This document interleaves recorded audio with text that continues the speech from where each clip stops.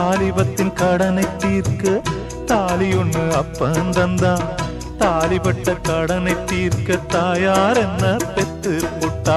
நம்மை சுமக்கும் பூமியும் ஒரு கணக்கு போட்டு இருக்குது.